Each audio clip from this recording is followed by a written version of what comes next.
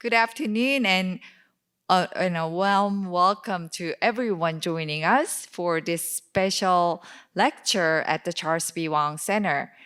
I'm Jin Young Jin. I'm the Director of Asian Art and Culture at the Charles B. Wang Center. It is a great pleasure to begin today's lecture featuring esteemed art collector Dr. Rex Rivolo.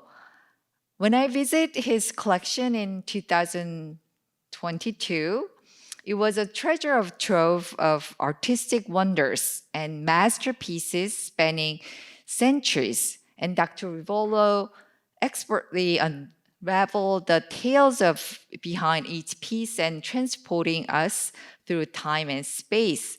So the exhibition, John W. Winkler, the Chinatown Etchings, emerged as a result of this visit. And today we are not merely learning about the artist John Winkler, but embarked on the profound journey through history, culture, and human spirit. So this is indeed a special occasion as we delve into the captivating world of John Winkler's etchings, venturing back to the vibrant scene of San Francisco's Chinatown in the early 20th century. So Dr. Rivolo will discuss his personal journey from physicist to an avid art collector specialized in works on paper that spans centuries and transcend geographical boundaries.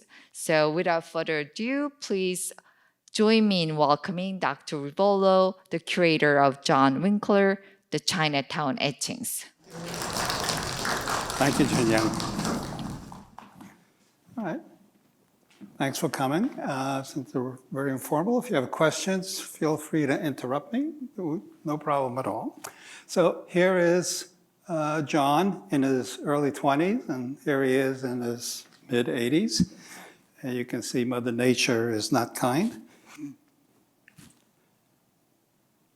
Okay, a little bit about prints. Most people know what prints are, but they don't really know how they're made.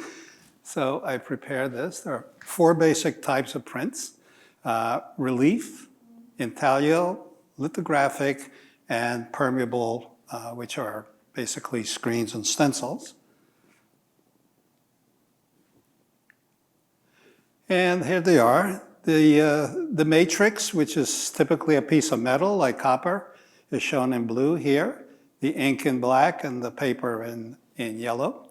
In a relief print, the matrix is cut out, leaving the image on the top, and then ink is placed on the top and they transfer to the paper by a press. In intaglio, the ink goes into the undercuts and is pulled out by the paper in a press again. And usually you have to wet the paper to make it basically pull the ink out. Lithographic, the matrix is flat, it's just a plain stone, and it's chemically treated, so the ink only sticks to where the image is. And once you ink it, you place a piece of paper on top, run it through the press, the paper pulls out the ink. In the permeable matrices, it's either a screen or a stencil. So you have holes in the matrix and the ink goes through the holes and the paper is at the bottom and you don't need a press for that. Okay, the basic names of the prints that go under relief are woodcuts, engravings, linoleum cuts, metal cuts. Intaglio is etching, engraving, drypoints, mezzotints, these are the common names. Lithographic matrices is just one, which is the lithograph. The permeable are screens and stencils. The French word pochoir is used to give it more, class. And you have direct ways of making prints where the artist paints the picture on a plate.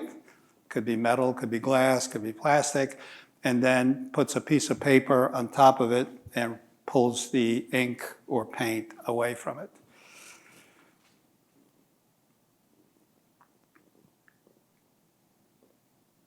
Yeah.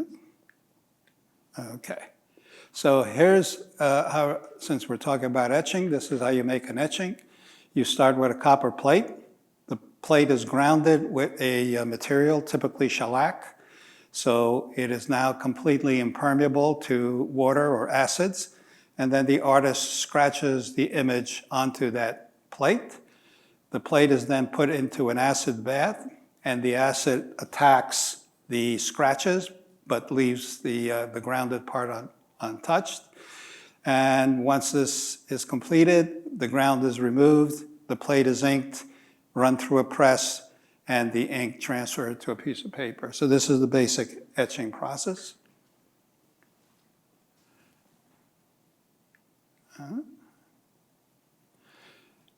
And I always put this in here, don't think prints are cheap. This is 2022 at auction, a piece of paper sold for $9 million.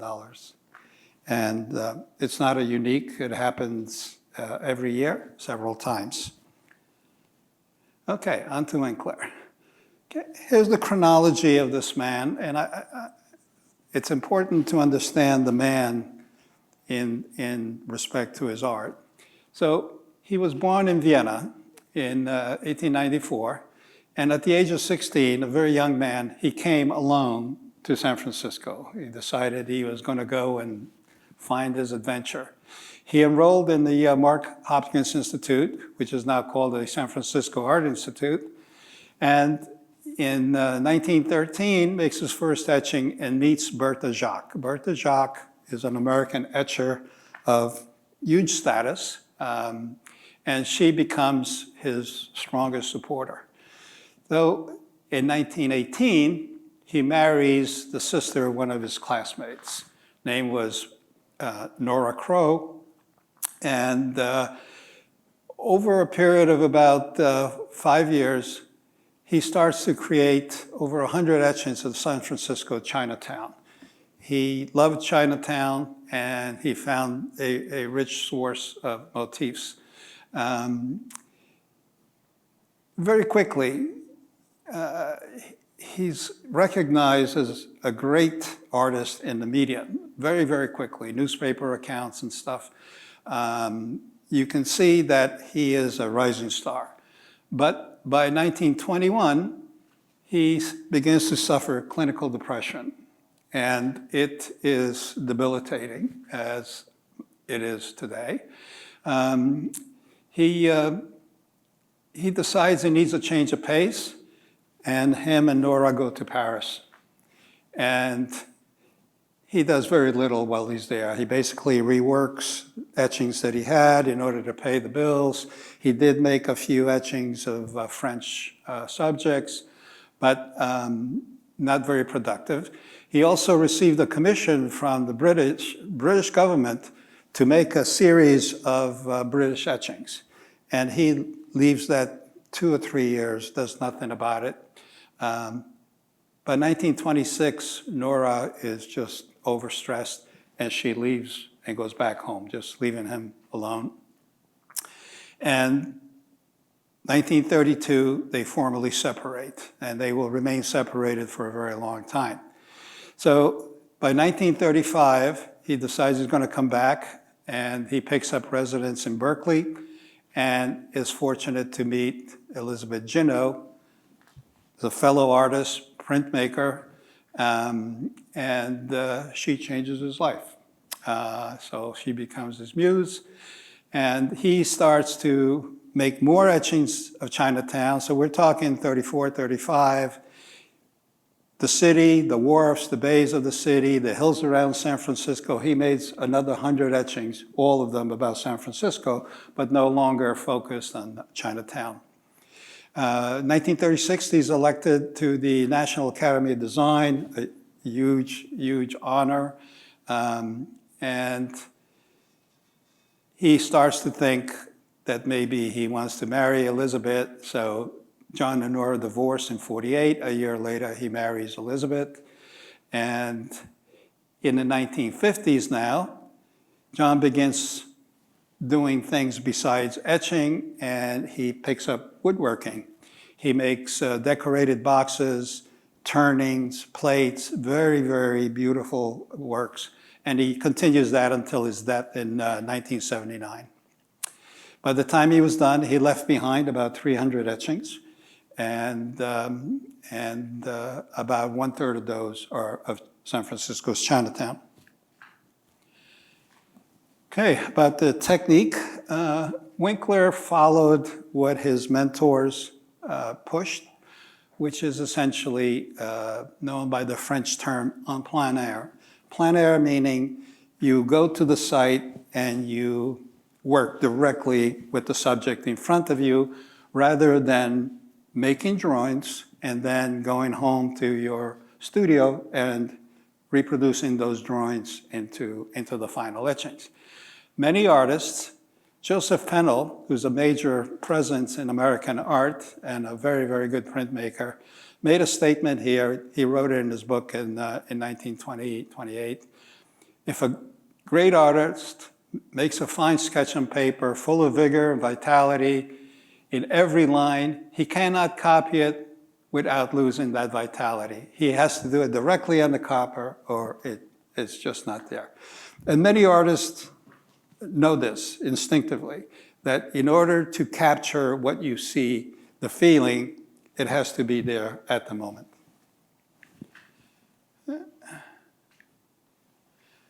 Okay.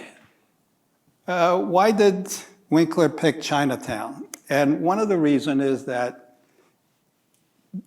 being from Austria, he had a very heavy German accent. And the United States had just gotten over a war with Germany. So Americans didn't like Germans. So he was basically ostracized, and he felt that he did not belong. And the Chinese community in Chinatown had been going through that since the 1880s, 1890s. So they were all outcasts, and he felt we're birds of a feather. And he had a very, very close bond, a social bond with the Chinese community. And it comes across in all of his art. Okay, Winkler's first muse, Bertha Jacques. Bertha Jacques, born in 1863, considerably older, great American etcher. She essentially taught John how to etch. And she was inspired by the Columbian exhibition in 1893, where she met and saw works by Whistler, Tissot, Zorn. So these were the inspiration, and she wanted to start making etchings, but she didn't have the resources. I just told the story to Jin Young. So she cut up some copper pots, beat them flat, and etched the plates on the pots. And then, because she didn't have a press, she would put the plate on the floor, put the paper on a piece of wood on top, and get her biggest, fattest neighbor she could find to stand on the plate to actually transfer the ink. She was a charter member of the California Society of Etchers, and then eventually the Chicago Society of Etchers, which she was one of the founding members. She did mostly things of her travels, and she was an extensive traveler. Here is one of her very best etchings from 1915. It is a scene from Venice. This is a well-known spot in Venice where the daily markets occurred. Okay, early recognition. Here's the Oakland Tribune for 1919.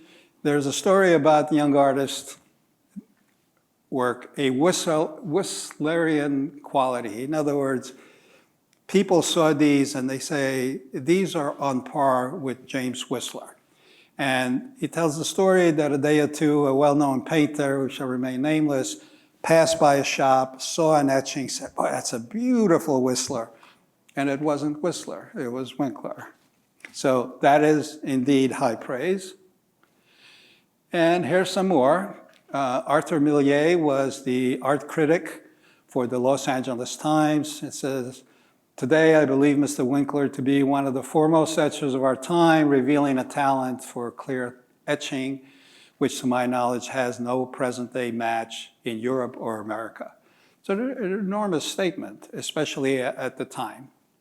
And Bolton Brown, who was a lithographer and a printer to every major American artist right up to the 1950s, said, I myself know an American etcher whose work is quite as good as all three of the men that I have just named. He was given a discussion. He was talking at a delivery I forgot the environment, but it may have been at the University of California. And he said, this guy is just as good as Whistler, Marion, or Hayden. And these are basically idols in the world of graphic art. And strongest of all, John Taylor Arms, an American printmaker, a very, very esteemed printmaker, says, for sheer unqualified beauty of line, I believe that the work of no American etcher, not excepting that of Whistler himself, has surpassed Winkler's.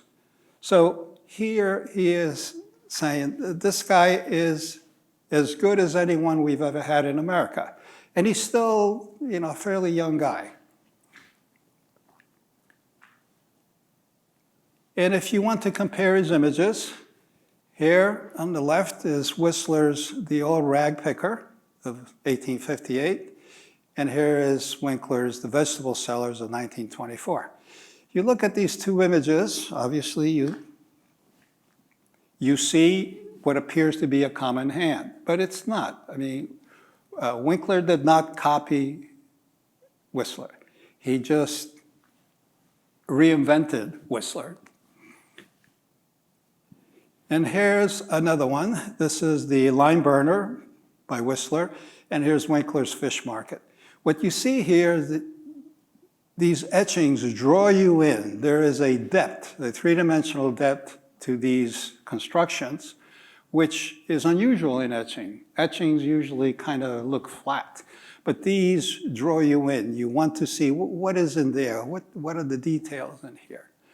So the comparison by everybody, critics and artists alike, was that here we have a very, very great new talent. All right. Okay, a dreadful state of mind. As I said, by 1921, when he moved to Paris with Nora, he basically became clinically depressed and couldn't work. He did very, very little work. He just reworked what he had. He did some drawings of cathedrals, which are quite beautiful, but basically did not do much. And he also made he got sick when he got there, which made things worse for him. And he decided he was not going to be involved in the print business, and he pulled out of all the exhibitions that were going on in the US. Obviously, that hurt his rising star also. The British government gave him a commission in 1925 to create a set of British etchings, and he put that off for at least 2 years, maybe 3 years. Finally, he did. And to get a documentation of what was going on, here we have a letter by Nora to Bertha Jacques, where she says, "Dear Mrs. Jacques, yes, John received $100. I'm surprised you have not heard from him. He must have acknowledged it. If not, he does not deserve it. To be sure, he has been in a dreadful state of mind this past winter, but things will go better once he gets to London." He was going to London to start doing his British set. And there are other letters which all show the same thing. Basically, he stopped functioning as an artist, overwhelmed by clinical depression. Okay, here's the second and the last muse, Elizabeth Jinnow. Elizabeth Jinnow was an artist, printmaker. Here are some of her prints, very whimsical,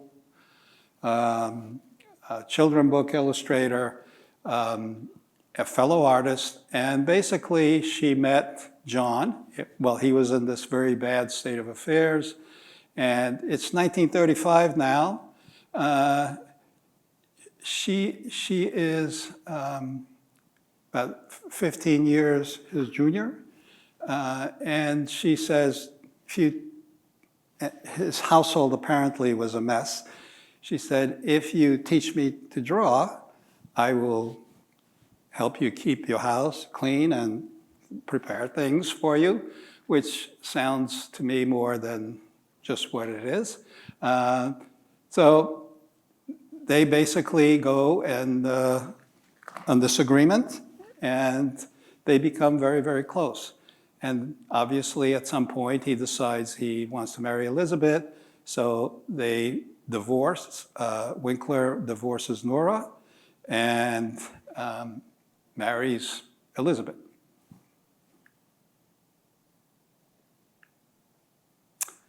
So look at some of his etchings. This is Busy Day in Chinatown from 1915, very early on. He's not even 20 years old. This is a very young man. And here again, you see this depth. The eye is drawn in by the very, very deep, very, very strong convergence.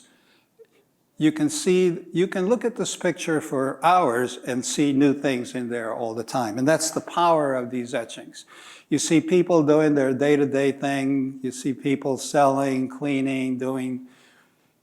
This is what Chinatown looked like in 1915. Yeah.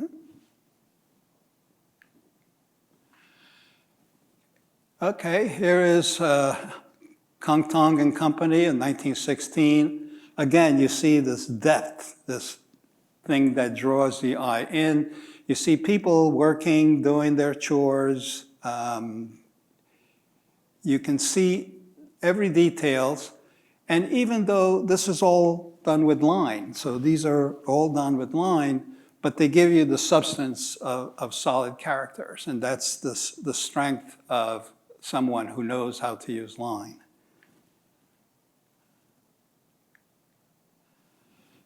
Busy Day in Chinatown, and this is 1918. This is, again, the same linear drawing in depth. And here you see he put this Western-looking guy, which is basically a self-portrait.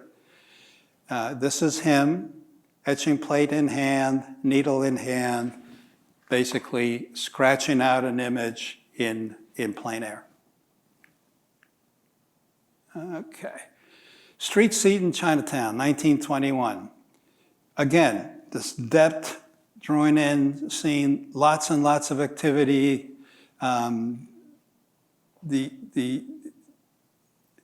image is meant to bring you into Chinatown, and it does exactly that.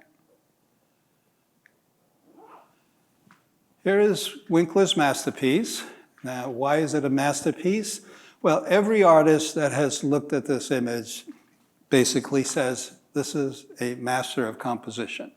And it is. Again, you see this depth, you see figures in the background, you see this man working at whatever he's doing, he's preparing food.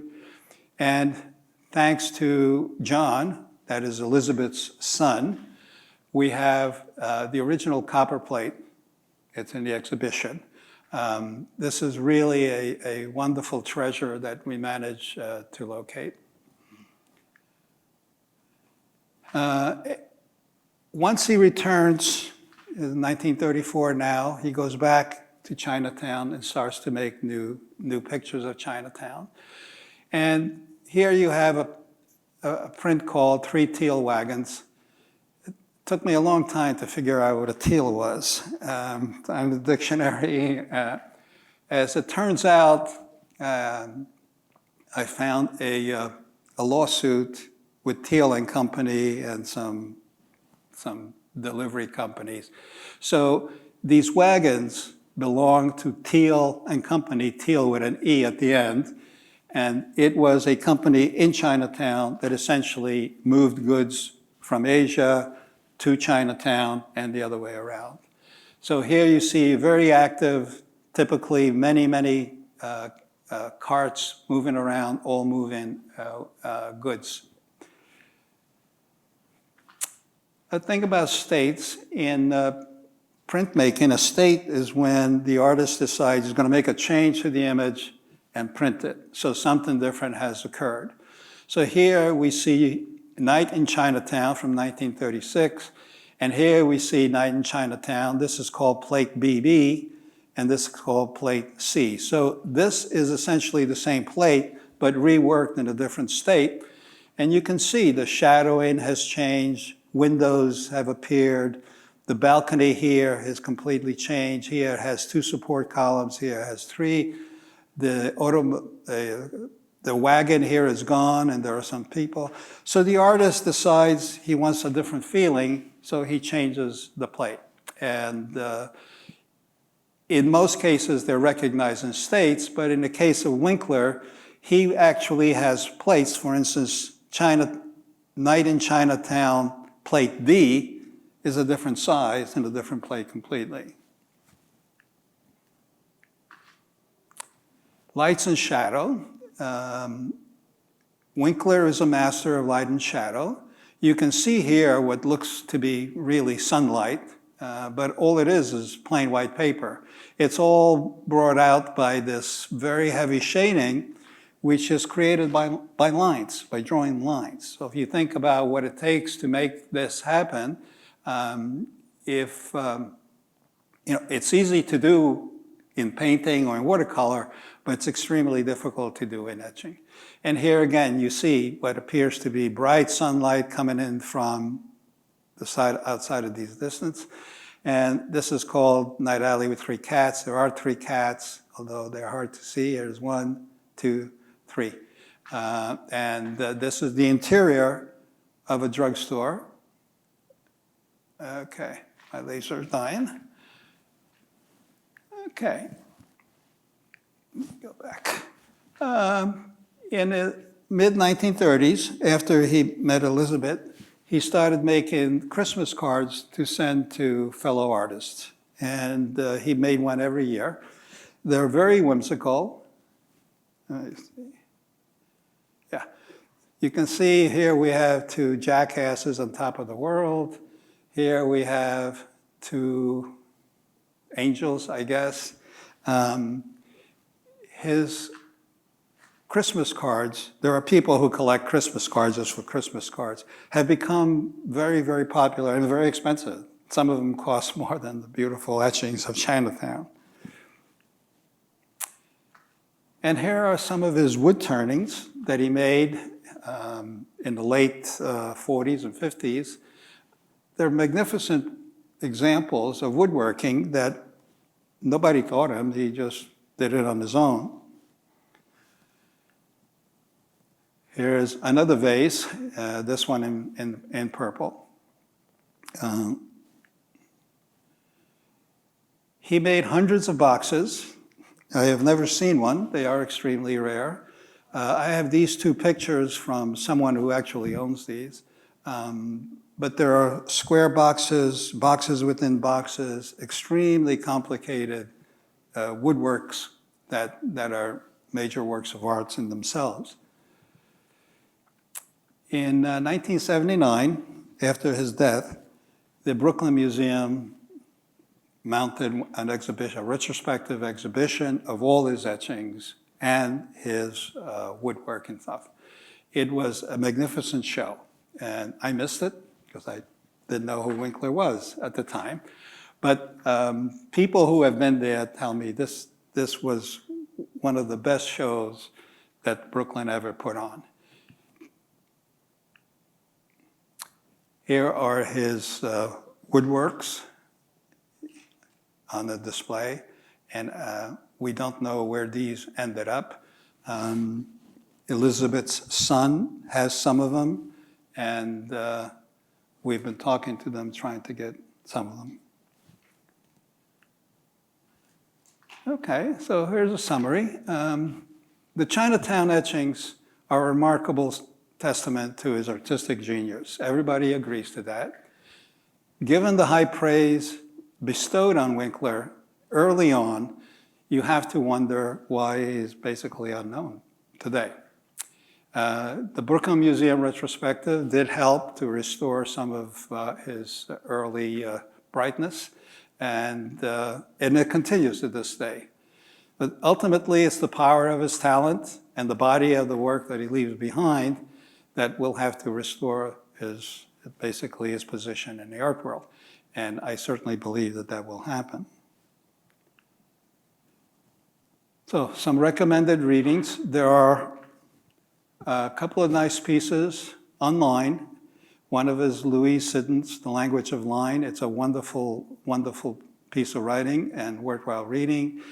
Lois Godefroy, The Etchings of Whistler, done in 1924. This is early on in the Print Collectors Quarterly, which was the preeminent venue for printmakers at the time.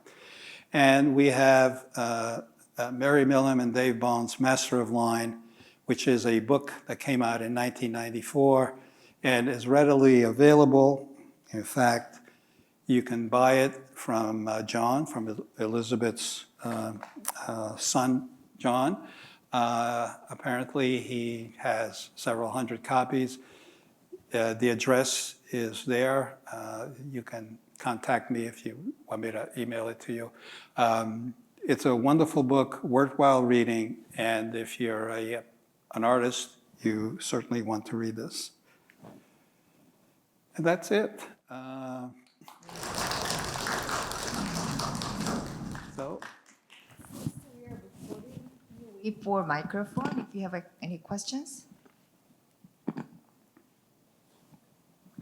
I'm an artist, and I went to school at the San Francisco Academy of Art and eventually taught there. And I went there when I was young, just about out of high school, and I didn't know what medium I wanted to work in. And the way the academy was structured back then, there were 5 floors, and each floor was dedicated to a different discipline. So the basement was sculpture, the first floor was painting, then there was printmaking and photography at the very top, blah, blah, blah. So I thought I'd better try all the disciplines and see which one resonates with me. And I've always loved printmaking. But what stopped me from becoming a printmaker, I graduated with a BFA in painting, was simply the process. Because, when you're doing a painting or a drawing or something like that, it's immediate. You do it, it's done, end of story. With printmaking, you're doing the drawing, and then you have to prepare the plate, and you have to etch it, and blah, blah, blah, print it, which was daunting to me. Also, can you speak to the fact that with printmaking, the artist is working backwards? So I was looking at some of those prints with the perspective going deep down the street, or the horse, or the Chinese writing in Chinatown, all backwards. The Christmas cards, all the writing, all the numerals on there, all backwards, and he was etching it. And sometimes you can tell when an artist is working backwards. With his work, you can't tell that. So can you speak to the process of working backwards? I'm not an artist, but I do understand art. I'm a big collector of prints. My understanding is that you need aids, so you pull many proofs. Even when you scratch a few lines, you take a proof and you look at it and you say, oh, is the perspective correct here? It's not. And in the case of Whistler and Winkler, they pulled hundreds of proofs for a single plate, because as they develop, they're extremely complex. And as you said, you're looking at it backwards. Not only that, but it's not black and white, it's copper. So you need to pull a lot of proofs. Mirrors also help. You hold up the plate to the mirror, and you can see things as they will be. But it's delayed gratification, as you pointed out, that you don't see what you're creating as you're creating it. You only see it when you finally print it. And the results may be disappointing. Sometimes it's a failure. Etching just doesn't work, or the etching process, the chemicals didn't work. You get foul plate. It's not for the faint of heart. Yeah.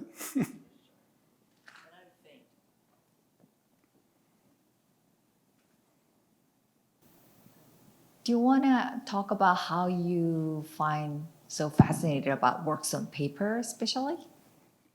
Sure.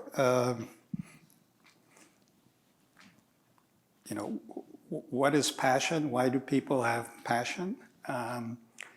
I remember I was at an auction as a young man, and there was a print. It was a print by Charles Marion, who is one of the greatest etchers of all time. He was French. And it happened to be his masterpiece called La Morgue. And it grabbed me. I'm not sure why it grabbed me, but it did. So I wanted to buy it. And it's an outside auction. I think it was maybe 1970, 71. And I'm sitting next to this gentleman. And we start to talk, and I told him I want to buy that print. And he said, well, I want to buy this print. And he was, I think he was the print curator at either the Brooklyn Museum or the Met, I forget what it was. He says, we want to buy this print. He says, but we're not going to get it. That woman over there is going to get it. And I said, you give me more information. He says, well, I know that woman. She represents, I forgot which museum it was, but, and she's willing to pay anything to get this print. I have a strict limit. I can't pay more than $1,000 or so. And I was planning on buying it for $100, which I thought was a lot of money. And the woman did buy it. A few years later, at another auction, I saw that print again, and I bought it, and I paid a lot of money for it.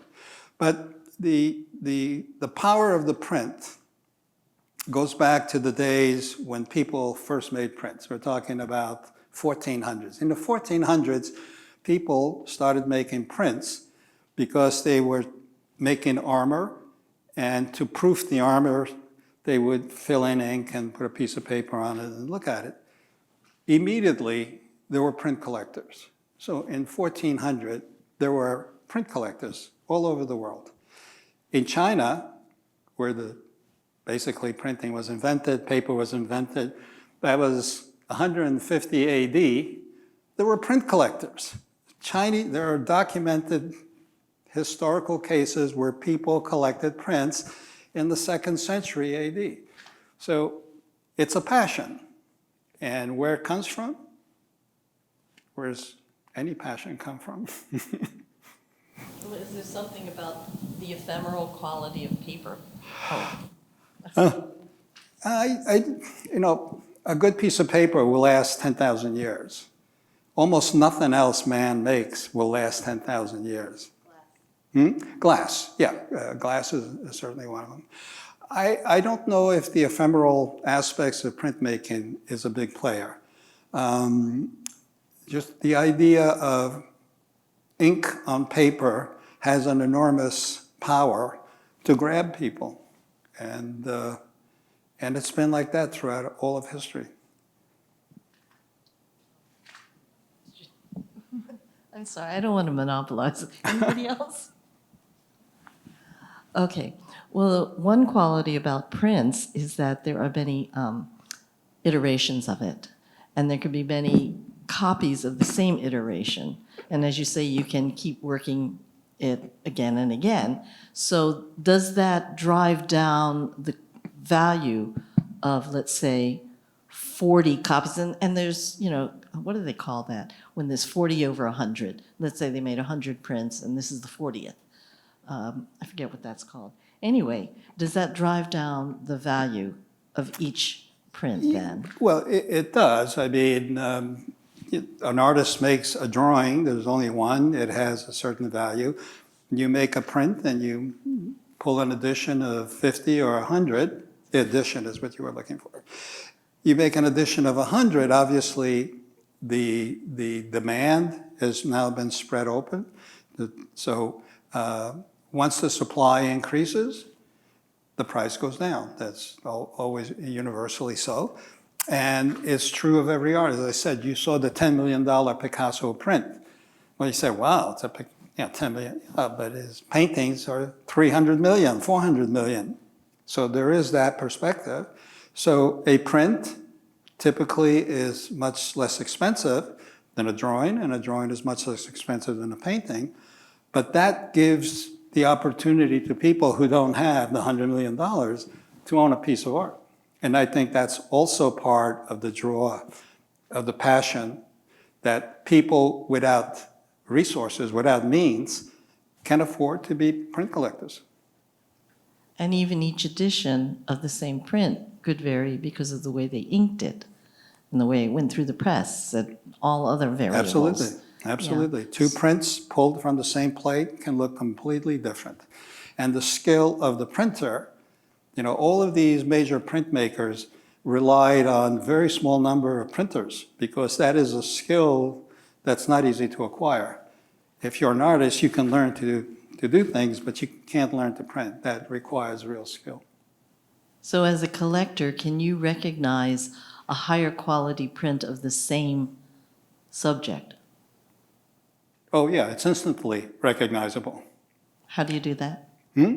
How do you recognize an inferior print of, or the actual mechanics, I don't know, but if I hold two prints side by side and you get 100 people off the street and say which is better, they will agree to the 95% level, which is remarkable. Obviously, there is a difference between this, and it's unilateral, only goes in one way. So people will agree this is better than this. They can't tell you why. I can't tell you why either, but that's just the way it is. That's, you know, what is art? That's what we're discussing here. Have his plates survived? I don't need to speak. Have his plates survived to any great degree? His plates? Yeah. No. Many times he will ground the plate flat and put a new image on the same plate because copper was expensive. We have talked, Professor Martin Levine here at this university knows John for many years. We've been talking to him. He has a number of plates, but that number is maybe 10. It's not big. I have a question about the different two bodies of work that you have been showing there. One is from the Chinatown etching, and another is the Christmas card series. Do you have the series as well? It's quite... I don't have any Christmas cards. Yeah, I think it's very interesting to see the artists have two different approach of seeing the world using printmaking. Why do you include that part into this talk? I actually really interesting the whimsical kind of value or the approach of art making. I would just like to hear your thoughts about that part that you included in here. Well, remember I said when John met Elizabeth, Elizabeth was already making these whimsical things, and I think she influenced him. That's where the Christmas cards came from Elizabeth Ginot's mind, influencing, one artist influencing the other. And in fact, when you look at, the two jackasses on top of the world, you say, well, that could be Elizabeth Ginot. I think that was the influence. Yeah, and why it ended up much more higher value than the other work? Well, because there are Christmas card collectors who just collect Christmas cards. And there are probably not as many because, you don't make an edition of 100 Christmas cards. You make 6 for your friends or whatever it is. So the supply is reduced. I'm constantly scanning, looking for John's prints online. A couple of months ago, there was a Christmas card online And the guy was asking for $7,000. I said, well, that's not reality. That Christmas card is still online. You can still go online, Google Winkler Christmas card. It'll come up. But now he's down to $650, which is still, nonsense. But this is the world of art. And there's not a lot. You don't, I haven't seen the supply, even though we have this interconnected world and eBay and all this, there's just not that many left. They are all in collections. Thank you.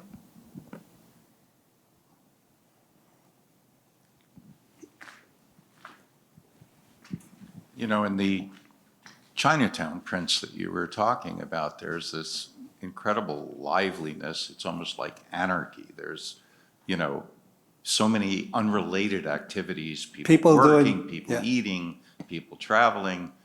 And, I noticed looking at some of your prints that in his later work, harbors and seaside and boats, there's also this same quality that I haven't seen in a lot of other artists' work, except for maybe Whistler, where you see, seagulls swooping and, booms of sailboats flying into the picture and stuff like that. And I wonder if you think that he learned that because of his experiences in Chinatown, or was it something even more fundamental about his character?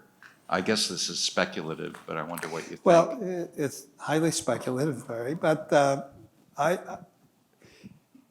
his style was there from the beginning, from, as John Taylor Arms says, from tapered end to tapered end, his line is magic. And in the world of art, line is everything.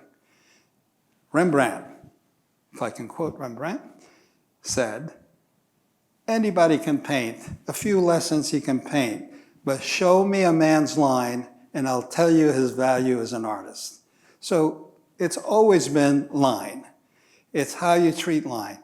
If you, Harry, try to make a copy of that etching, it would look horrible. You would never succeed. I agree with you. Yeah, and even if you take something as simple as a drawing of maybe 8 or 9 lines and try to reproduce it, they will not have the same feeling. They will not have the same effects because, the art critic, Arthur Hind, used to separate Rembrandt etchings, real versus fake. And people say, well, how do you do it? And he says, you look at a line, this line is magic from the beginning to the end. This line is stupid from the beginning to the end. This line is stupid. This line is stupid. What does a stupid line look like? Well, Hind knew, and probably most artists knew, and me, I know now, but it took me 40, 50 years to learn that. But I know what a stupid line looks like now. And there are a lot of stupid lines. But when you see a master, the line's always brilliant, incredibly. And even though the subtle differences between the genius and the stupid is minuscule, but it's there.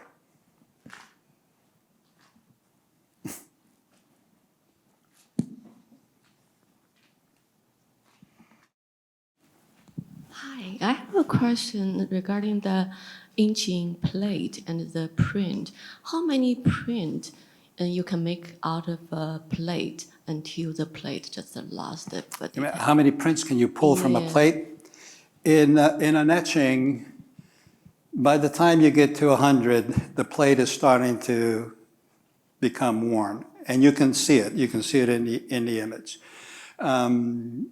In the late 19th century, they learned how to steel coat the plate. They would deposit a layer of steel, which is much harder than the copper, and that would allow you to make a few hundred. But the plates wear, and in the case of drypoint, which is scratches directly onto the copper plate, by the time you make 20 or 30, it's already degrading. So artists have to be very careful about that. And what they try to do is to repair, but you can't, you're creating a new image, so you really can't repair an etching or a dry point. So as a collector, you collect the print of this artist, or you also collect the plates as well?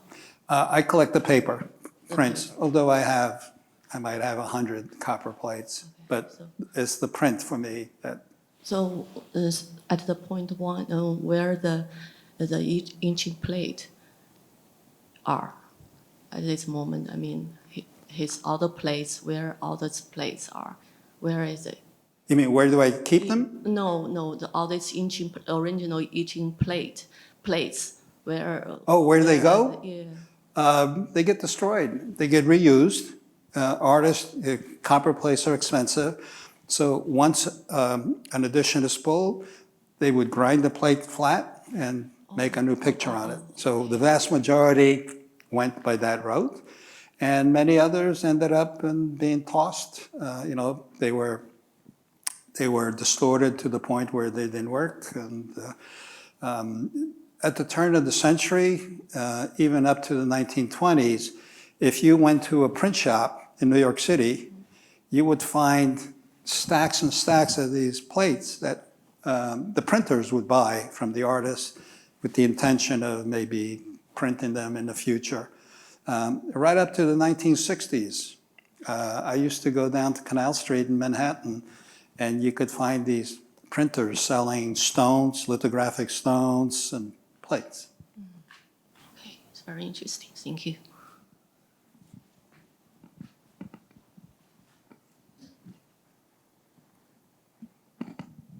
Thank you for the talk.